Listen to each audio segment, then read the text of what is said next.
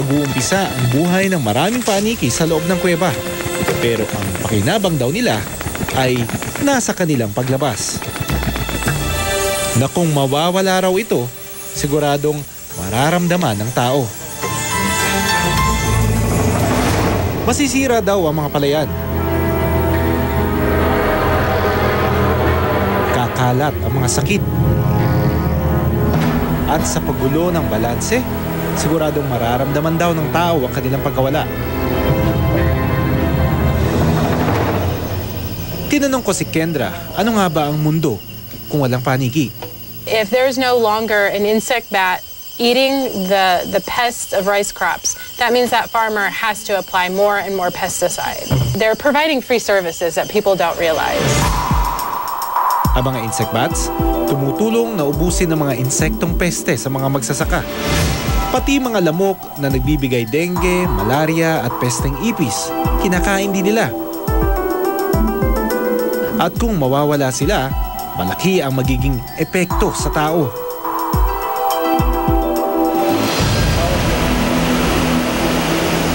Kaya ang makita ang kanilang paglabas ay isang bagay na dapat ipagpasalamat.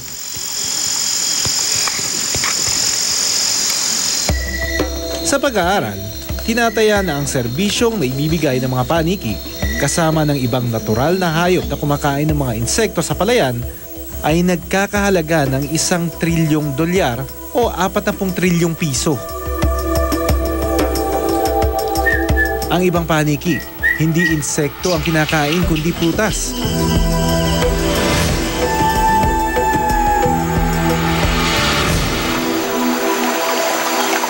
Sa barangay San Rafael, Rizal, ang magsasaka na prutas na si Ed, hindi sila nakikita bilang peste sa kanyang mga puno. Hindi naman po ako nag-isip na yung mga paniki peste dahil yung bunga na hindi naman nila nauubos yung tanim bagkus yan na kinakalat pa nila sa ibang lugar pagka nakain nila. Ito po. Yan. Bayabas po. Hindi ko nga rin po alam kung saan nanggaling yung bayabas na yan. Bakit tumubo dyan? Dala po ng paniki yan kasi minsan pagka gising ko sa umaga, may mga nagkalat na hinog na bayabas dito. At kinagabihan, nakunan nga namin ang isang fruit bat na ito na kumain.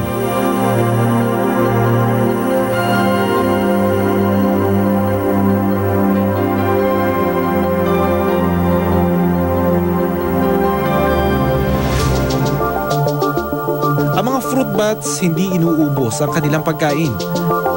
Ang mga buto, nilalaglag nila para tumubo ulit sa ibang lugar. Kaya malaki ang nagagawa nila sa pagpapanatili ng kagubatan.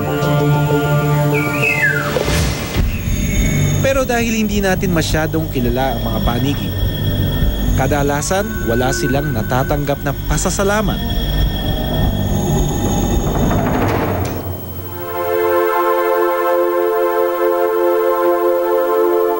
Hindi man natin sila pansinin o pahalagahan.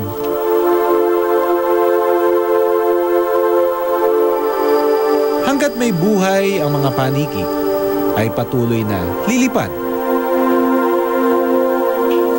mananatili, at magsisilbi sa atin. Ako si Doc Fertz Resio for TVY.